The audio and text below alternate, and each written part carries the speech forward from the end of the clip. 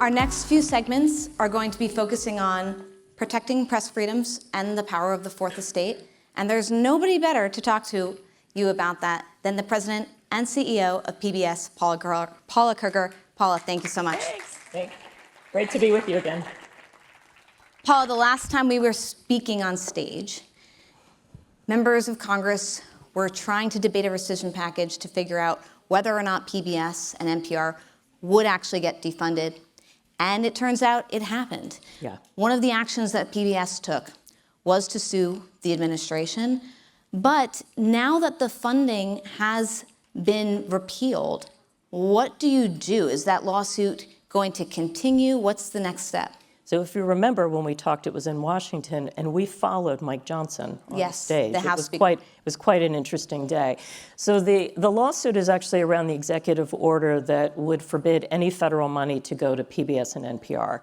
So it's not just the money from the Corporation for Public Broadcasting. It's money from the National Science Foundation. It's money that we used to receive from the Department of Education. It's any resources that would come out of the federal government. Also forbids stations to use any federal money to use for anything that they do in relation to us. So it was pretty far-reaching. So that still stands, whether the Corporation for Public Broadcasting continues or not. To have an executive order sitting that says no federal money can come into our organizations is not an order that we feel should remain. And so that still is underway. And in terms of underway, where is it in the process? Do you expect this to go to court and get litigated? Well, it's moving through the court now, so we're just waiting for the next steps here. So we'll see. I think it should be resolved in the next few months.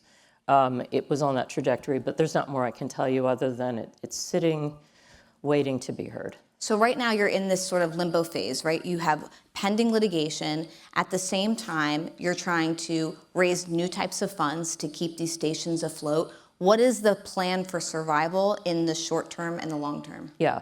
So right now is an interesting time to be in media anyway, because as every person on this stage will talk about today, as we look at pivoting, as we have been pivoting over the last years from an organization that was principally broadcast to one that's multi-platform. And so, we're obviously continuing to look at what that looks like with a different funding structure, perhaps.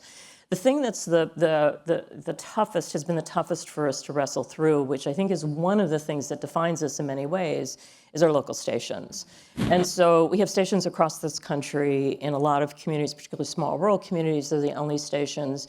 If you go to a place like Alaska, there are no other broadcasters. There's a public media station, radio or television, and that is it. And so what we have been working on, when I first started focusing on in the early days after the rescission vote, is working with a group of foundations to put together some resources that would be a bridge fund for those stations so that they can actually look at the future as we are mapping out the direction for PBS, to give them a bit of a glide path so they can figure out, some may end up doing some consolidation, some may share some services, some may partner with other types of organizations. Some have actually begun to put together their own funding plans. And so we just need a little glide path. I've been in this business a long time. I came in during the, not at PBS, but I started at a local station during the contract with America and Gingrich. And that was the scariest moment for public broadcasting in terms of federal funding. That was a 3-year glide path to zero. This was a 3-month glide path. And so being able to have some resources so that we can make good strategic decisions and protect local journalism and local stations is really important. So that was the first focus for us. And what about protecting PBS at the national level? I know you've made cuts in the wake of the rescission package and not receiving the funding. Do you think that you're going to have to make further cuts? Are you going to have to cut programming? Or do you think the worst is over from that perspective? Well, right now, in addition to trying to raise money for stations, I'm also working closely with our producing partners to make sure that we have the resources available for the work that we do. Obviously, the most pressing is our news service, because that is live, that happens every day, and we're burning through money to keep it going. So that has been a first priority. We've had some good success with raising some of the money to close the gap there. But also, we're working closely with our producers to make decisions on how much content we can move forward. Because we produce so much in advance, we actually had a pretty robust pipeline for this next year. So really thinking about how we might spread a little bit of that out, but also at the same time, looking at ways that we can bring in additional resources. And the public, it's really amazing. I think, like old friends, you kind of take some things for granted. And I think a lot of people thought, oh, PBS, they're paid for by the government. And now, because this has been so visible, a lot of our stations and PBS, we have our own foundation, we've heard from a lot of people in the public. I'm also not giving up on the federal appropriation either. So, okay, two thoughts on that. One, on the public side, is there a dollar figure? Like, how much money are we talking you think is going to come in to PBS from philanthropists and things like that? It's a good question. We're getting lots of smaller contributions and we're getting some big contributions. People always say to me, isn't there some billionaire that could solve your problem for you? And actually, that's not who we are. What has always made public broadcasting strong are literally millions of people with tote bags and mugs. It's what makes us very American, and it's also what keeps us anchored to communities, and I think really keeps us focused on a mission, because a lot of people make small contributions. And so the combination of big and small, we lost $500 million in radio and television. We lost about $350 million in public television out of this appropriation. And so, will we be able to close the gap fully? It's a big number, but it's not an impossible number, and we're trying to break it up into smaller pieces to see what's achievable. You say you're bullish on possibly getting federal funding back. Democrats have recently proposed putting some funding for PBS into this new rescission package to keep the government afloat. Yesterday, we were slipped in. Last night, we were slipped into the CR. And are you optimistic, though, that that's going to actually manifest? We're back in the conversation again.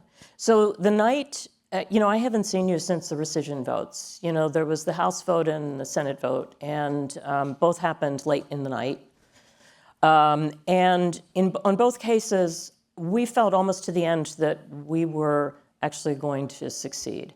There was a compromise package that was put on in front of the Senate, and it never actually made it to the floor. It's a version of that has now been put into the CR. So I think up until now, no one has actually talked about us at all. And the fact that we're now back in the consideration set, I think is important.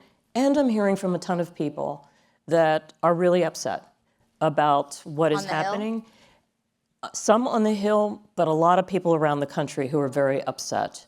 And I think as the dust starts to settle out and people realize, we've had a couple stations already indicate that they may have to go out of business, it's all becoming real. And so that gives me a little bit of hope. I don't think we'll go back to where we were, but I think if we can pull some more money, and particularly money for our stations, I would put our money aside for now. If we can get money into stations across the country, that would be a huge victory. On some of those local stations that you said have, warned they might have to go out of business, some of them are part of the federal alert system. Yes. Some of them are critical communications platforms.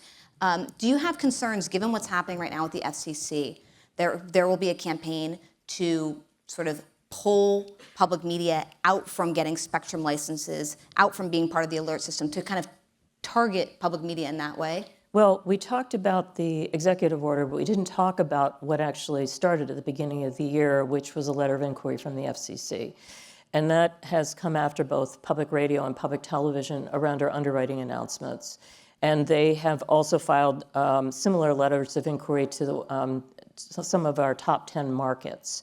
And so we are watching the FCC very carefully. So I know you're talking to Commissioner Gomez in a little bit, and I'd be interested in her thoughts. We've been talking to her, because I am worried that in this moment, as we have seen many different ways, the FCC is not functioning in the way that it normally has in the past. So you can't look at any of the history to try to anticipate how it will act moving forward. And so we're watching the FCC very, very carefully as we're working through our own litigation. And this is the last question. NPR and PBS are so vastly different. NPR is so much more dependent on news, for example. PBS really leans into kids programming. Do you feel as though PBS and NPR have gotten closer? Are you working closer with their CEO in the wake of the rescission? has it brought you together in any way? We are different. I mean, they are principally a news organization, and news is a piece of what we're doing. So, of course, we continue to talk. About a third of our television stations also have radio licenses. And so that we're always looking for ways that, we can create efficiencies and share some resources and so forth. Our issues are slightly different as we look at, what does media look like moving forward. But I think continuing these conversations is always a good thing. Paula Kerger, such a pleasure. Thank you so much for your time. Thank you for having me.